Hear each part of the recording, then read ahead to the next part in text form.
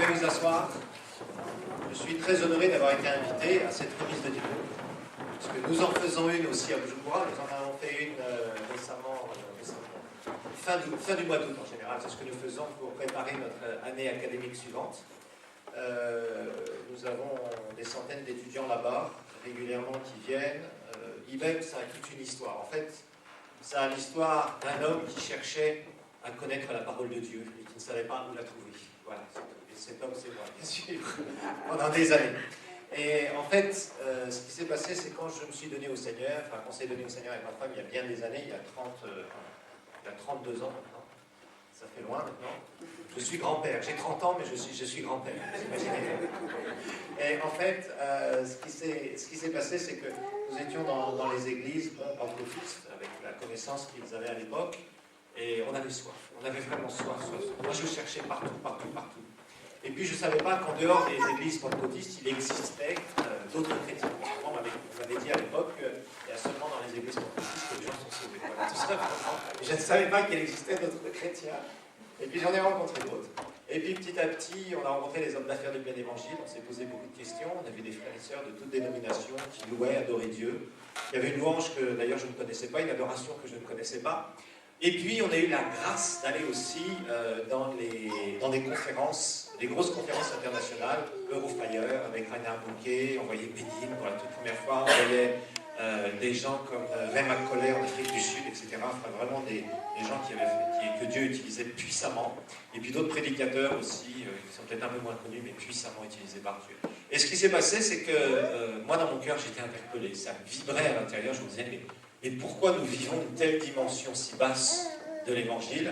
Et pourquoi ces hommes et ces femmes qui exerçaient leur ministère, il y avait Suzette Hatting aussi, qui était vraiment une femme extrêmement puissante dans la prière, qui l'est toujours d'ailleurs dans les réunions de Reinhard Bonnke, et on était vraiment subjugués de voir la puissance qui était déployée et quelque chose qu'ils avaient. Et j'ai eu l'occasion de lire quelques livres de Kenneth Hagin à l'époque, mais je n'accrochais pas très bien, et puis j'ai commencé à voir un petit peu, chercher, j'avais l'enseignement d'un certain Kenyon, que vous ne connaissez pas, mais des cours sur l'identification que vous avez eu, entre autres, puisé d'un certain Kenyon. C'était un homme qui a écrit un certain nombre de livres qui sont très peu publiés, malheureusement, et qui pourtant, c'est lui qui a vraiment amené la dimension de la nouvelle création, ce que c'était que d'être une nouvelle créature en Christ, et à propos de ce qui s'est passé réellement à la croix du Calvaire. Et en fait, j'avais soif. Je lisais, je me débrouillais un peu en anglais, mais j'avais soif. Et pendant des années, donc, je sentais cet appel au ministère, mais rien ne démarrait. Donc j'étais parmi le groupe dont je vous ai parlé hier, les frustrés. Voilà, tout simplement. Et pendant des années, j'étais frustré. Je me dis, qu'est-ce qu'il y a? J'ai tout fait pour entrer dans le ministère, et rien n'a marché, c'était la catastrophe. Tout ce que je voulais faire pour entrer dans le ministère, je voulais forcer les portes du ministère, et rien n'a marché. Alors, un jour, je me suis dit, si c'est comme ça, c'est pas grave, je vais commencer à faire un peu de business, je vais me débrouiller. Alors, j'achetais des trucs aux enchères, des appartements, des maisons, je les refaisais, je les revendais, je gagnais un peu de sous comme ça. Et puis, au moment où je suis arrivé vers la trentaine, j'ai dit au Seigneur, maintenant, j'arrive à une charnière de ma vie. Soit je fais une carrière professionnelle, je fais de l'argent et je vais financer ton royaume, mais qu'en est-il de mon appel? J'ai vraiment prié, j'ai vraiment cherché la face de Dieu à ce moment-là. Et je savais que j'avais un appel particulier, parce que je pense que certains, vous avez entendu mon témoignage. Tout au début de ma vie chrétienne, le Seigneur m'a dit clairement, tu seras directeur d'une école biblique. Voilà, c'était comme ça, parce que c'était les termes que je pouvais connaître à l'époque. Dieu nous parle selon les termes que nous pouvons comprendre. Parfois, vous savez, ce qui peut signifier certaines choses derrière, que nous comprenons seulement après, des années plus tard. Et ce qui s'est produit, c'est que là, le Seigneur a commencé vraiment à parler très fortement, et il a parlé à ma femme aussi, qui ne voulait surtout pas faire une école biblique, parce que pour elle, c'était de faire des choses intellectuelles. Et on est descendu à l'époque dans une convention, quand Philippe Joret était au top, certains vous l'avez connu, il faisait ses conventions dans le sud de la France, et c'était un des grands leaders du mouvement charismatique à l'époque en France.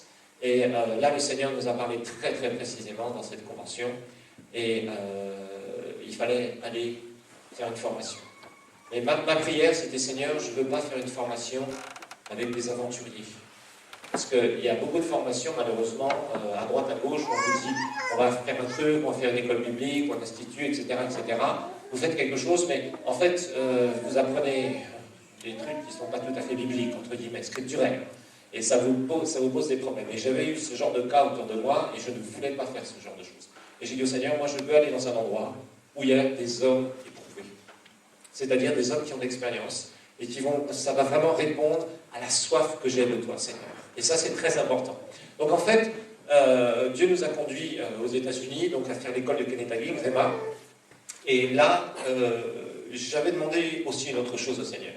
J'avais dit, Seigneur, on était dans le mouvement charismatique en France, dans les églises indépendantes, mais honnêtement, j'étais très déçu. Parce qu'on avait un côté où on voyait la louange, l'adoration, mais la parole de Dieu était très, je veux dire, c'était pas profond. Les enseignements n'étaient pas profonds, ça répondait pas du tout à mon cœur. Les gens étaient très sentimentaux. Quand je ressens le Seigneur, Dieu m'aime, et puis le jour où je ne ressens plus le Seigneur, Seigneur, où es-tu, où es-tu, où es-tu? Voilà. Et pourquoi tu réponds à ma prière? Oh Seigneur, je suis malheureux et triste, etc. Et c'était que des trucs comme ça qu'on voyait. Et franchement, on savait que ce n'était pas des choses divines, c'était plus des sentiments qu'autre chose. Et il y avait beaucoup de confusion. Et j'ai demandé au Seigneur, j'ai dit, Seigneur, s'il te plaît, je veux que tu me donnes un modèle d'église charismatique où il y a une très bonne louange et adoration, où il y a ta parole, et où je vois vraiment des choses fondées et organisées. Parce que je ne supporte pas le désordre. C'est quelque chose que je ne supporte pas. Et je voyais souvent nos églises ici qui étaient, en tout cas celles qu'on avait fréquentées, qui étaient très désordonnées. On y allait d'une façon, on va suivre l'esprit, entre guillemets. Et c'était pas suivre l'esprit, c'était suivre la chair et le désordre. Voilà, il y avait partout, rien n'était organisé, les choses étaient mal faites. En fait, on disait, je fais ça pour le Seigneur, mais c'était la médiocrité. Voilà, c'était vraiment la mentalité de la médiocrité. Et franchement, ça m'affectait beaucoup. Et vraiment, quand nous avons été à Tulsa, en Oklahoma, donc dans le sud des États-Unis, on est resté 3 ans là-bas. Et là, j'ai vraiment vu, d'abord, on a pu étudier la parole, on a pu avoir des cours qui étaient vraiment excellents, que d'ailleurs, vous avez, c'est comme ça qu'on a, entre autres, redonné un certain nombre de cours dans la francophonie, à partir d'un certain nombre de cours qu'on a reçus là-bas. Pas tous, mais une bonne partie, plus aussi certaines choses que j'avais à cœur de donner. Et en même temps, voir une bonne église. Parce que nous sommes restés 3 ans dans la même église, nous n'étions pas des pigeons voyageurs à aller à droite, à gauche, mais nous avons toujours été des gens d'église. Mon épouse et moi-même, nous avons toujours été dans les églises. Parce qu'en dehors de l'église locale, je ne crois pas qu'on peut grandir. Dieu a voulu l'église locale, et ce n'est pas pour rien. Et en fait, nous avons eu cet appel pour aller donc au Burundi. Et quand j'étais au Burundi, donc la première chose que j'ai faite, c'est démarrer à l'époque ce que j'appelle l'école biblique héritage. Parce que dans mon cœur, c'était de transmettre l'héritage que nous avons en Christ. C'est pour ça que vous avez beaucoup de cours sur cet héritage en Christ, parce que c'est vraiment le grand cœur de l'IBEM aujourd'hui. Et puis j'ai fait de la formation pendant des années et des années. Et il y a un moment où j'ai dit au Seigneur, mais Seigneur, pourquoi est-ce que ces cours que j'avais commencé à envoyer avec des CD, et entre autres c'est là où Michael Lebeau et Jérémy Saundry ont été vraiment touchés par les premiers cours, les premiers CD, parce que j'avais une chrétienne, pour annoncer un peu l'histoire, une chrétienne qui était de mon église, qui est partie, quand on avait démarré l'église, qui est partie en France rejoindre son mari, qui était chirurgien, et en France, donc. Et quand elle est partie avec les enseignements de l'Institut biblique. Et à ce moment-là, ce qui s'est passé, c'est que quand elle a transmis ses enseignements à des jeunes, d'ailleurs, c'était les enfants, entre guillemets, spirituels d'Alain Patrick, hein, ça, c'est les connaissances qu'on a depuis des années. Jérémy et Michael ont été vraiment transformés avec quelques enseignements. Et donc Alice, cette sœur de notre église qui était donc à Vannes, m'a dit, mais écoute, il y a des jeunes ici, ils sont tellement touchés par les enseignements, ça serait bien que tu viennes. Et nous étions en plein milieu de la guerre civile au Burundi. J'ai dit, oui, c'est bien gentil, mais tu sais, j'ai d'autres chats à fouetter que d'aller voir 2 petits jeunes en France. Voilà, tout simplement. Et finalement, mais c'était divin, parce qu'entre-temps, j'ai vraiment prié. J'ai dit, Seigneur, qu'est-ce qu'on peut faire? On pourrait mettre sur Internet des enseignements. Et c'était en 2003, c'était assez précurseur. Je m'y connaissais quand même un peu en informatique. Et je savais qu'on pouvait déjà mettre des sons. Alors, j'ai rencontré donc Michael et Jérémy, j'ai été dans leur église là-bas à Vannes. Et puis, ce qui s'est produit, c'est que j'ai parlé avec Michael, et j'ai dit à Michael, moi voilà, le Seigneur me met très à cœur de pouvoir mettre des enseignements sur Internet et que l'on puisse aider le corps de Christ francophone. Voilà. Dieu ne m'a pas appelé chez les anglophones. Aux États-Unis, Dieu ne m'a ouvert absolument aucune porte. C'est pas le paradis, les États-Unis, même pour l'Évangile, sachez-le. Il y a beaucoup de bonnes choses, mais c'est pas le paradis non plus. Le Seigneur m'a parlé clairement de la francophonie. Alors c'est pour ça que des années plus tard, on a commencé à faire l'IBEM. Et puis, quelques temps après, vers 2007, j'ai dit au Seigneur, Seigneur, on ne peut pas avoir que nos enseignements à nous. Est-ce qu'il n'y a pas quelque chose avec lequel on peut compléter? Et c'est là où vraiment, je ne sais plus d'ailleurs comment ça s'est produit, c'est des choses comme ça dont je ne me souviens plus, mais vous savez, le Seigneur a des connexions divines. Quand on a soif et qu'on veut vraiment être une bénédiction pour les autres, Dieu vous ouvrira des portes tout le temps. Et ce qui s'est produit, c'est qu'en 2007, j'ai été en contact avec l'ISOM, c'est pour ça que vous avez des enseignements de l'ISOM, et là j'ai choisi un certain nombre de cours. Il y a des cours que je n'ai pas pris, il y a d'autres cours que j'ai pris pour que ce soit une complémentarité. Puis aussi, on a reçu pas mal d'orateurs, comme Mohamed Sadogo, que vous voyez, que nous avons enregistré, Raoul Wafo aussi, des gens comme ça, qui sont des francophones, qui sont très bons et qui complètent l'IBEM. Et puis petit à petit, eh bien, nous continuons à compléter les cours au travers d'orateurs internationaux, parce que notre désir, c'est que vous puissiez goûter à un maximum de dons, parce que nous sommes complémentaires. On n'a pas besoin de jouer la compétition, vous savez, quand des gens se bagarrent dans un endroit, alors qu'il y a des millions d'âmes qui ne sont pas sauvées, arrêtons de nous bagarrer pour la poignée qui est sauvée, allons chercher ceux qui ne sont pas sauvés, tout simplement. C'est une mentalité qu'il faut avoir, une mentalité qui change, vous voyez, et puis toucher les gens qui ne sont pas sauvés, et puis ils vont être sauvés, et ce seront de bons chrétiens qui se joindront dans nos églises, et qui aussi étudieront la parole de Dieu. Donc ce qui fait que nous avons pu démarrer cet institut d'une façon internationale, c'est pour ça que nous avons pu faire ce qu'on appelle des campus. Donc nous en avons en Afrique, nous en avons ici en Europe, nous en avons aussi en Amérique du Nord, donc, particulièrement au Canada. Et il y a différentes formules. Il y a des formules où il n'y a que des projections vidéo. En général, c'est comme ça que les campus commencent. Et puis petit à petit, il y a des enseignants qui commencent à se joindre. Et puis il y a un cours qui est fait en direct, puis un deuxième. Et puis il y a des orateurs qui passent à droite et à gauche, que le pasteur invite. Et on en profite pour faire des cours en direct aussi en plus, etc., etc. Donc de plus en plus, c'est ce qui se produit dans nos campus. Nous avons beaucoup de fruits, beaucoup de témoignages de gens qui ont été changés, transformés par la parole de Dieu.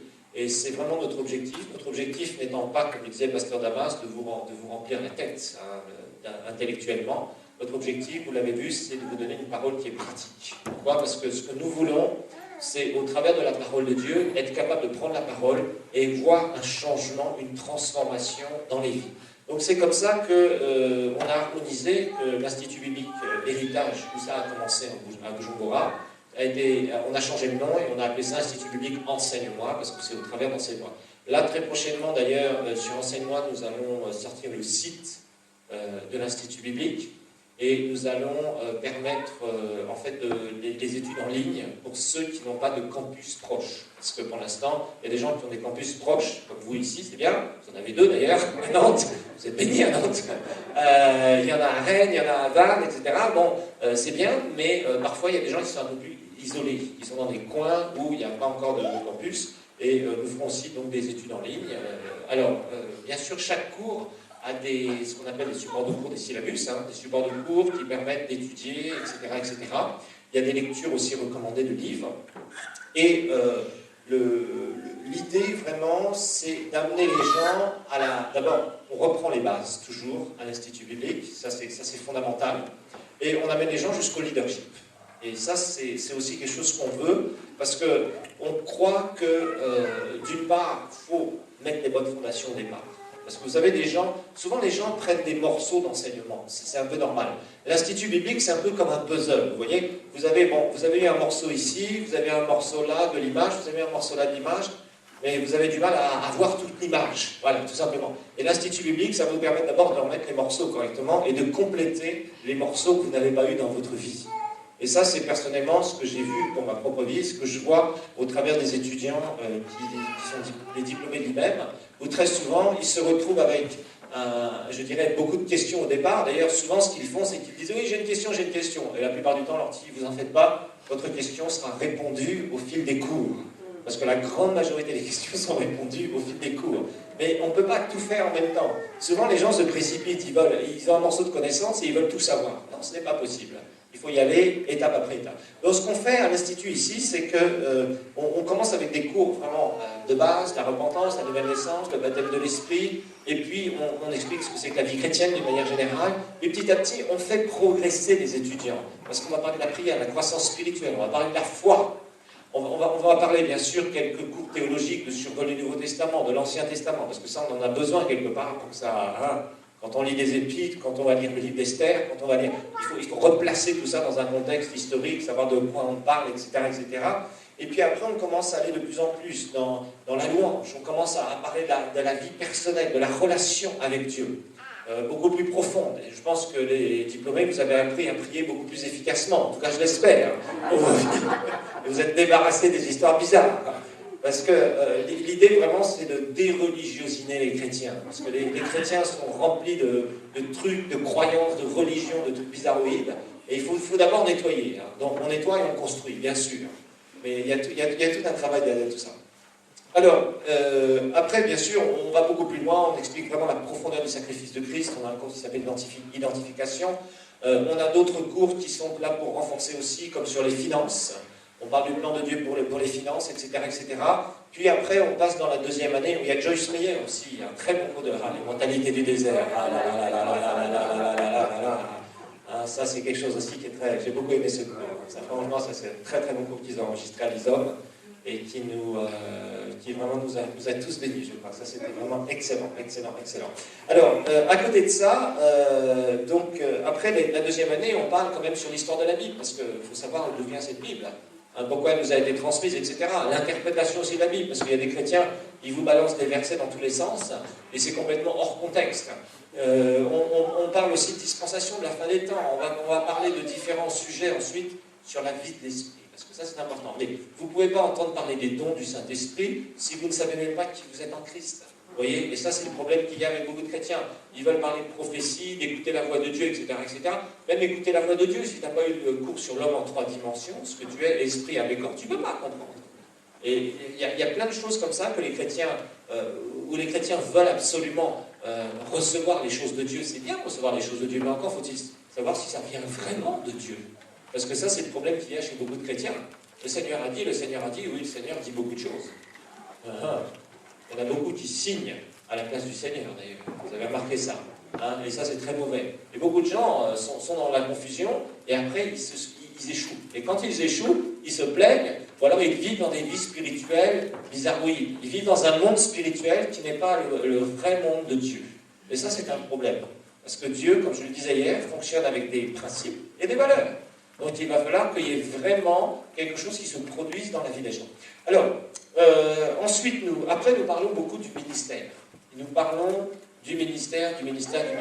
Comment préparer une prédication d'une façon simple, concise, mais qui permette vraiment aux étudiants après de savoir préparer un message.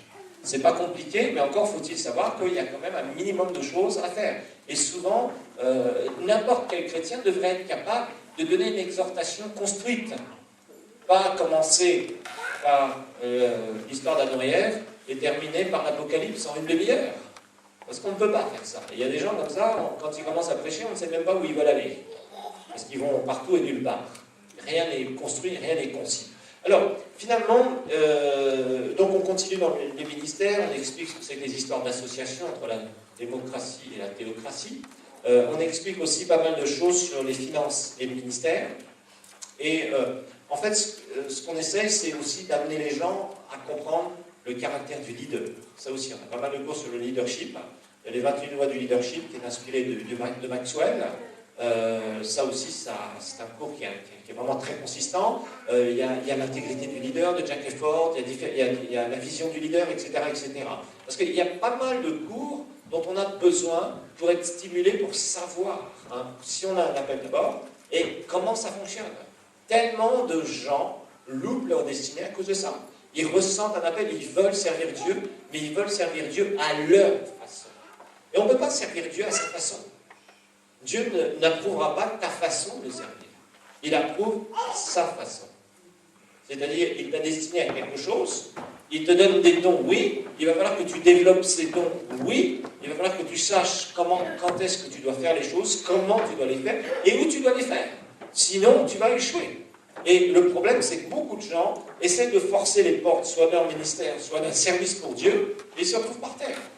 Et des années après, 10 ans après, c'est pas tout de suite qu'on voit ça. Les gens sont toujours motivés, le Seigneur m'a dit, et finalement, c'est au bout de 10 ans que tu vas voir si le Seigneur t'a vraiment dit quelque chose. Parce que si tu es stérile dans le domaine spirituel alors que le Seigneur t'a dit, c'est qu'il y a un problème quelque part.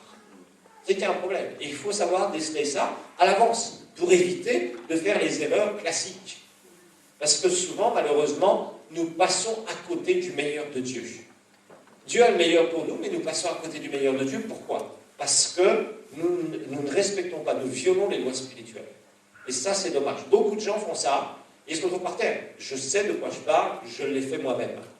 C'est pour ça que je vous le dis, et c'est pour ça que nous avons créé cet institut, pour que vous puissiez être vous-même bénis. Et ça me fait plaisir de voir que dans différentes parties du monde, il y a des gens qui veulent étudier la parole, qui veulent avancer avec la parole de Dieu, et c'est formidable.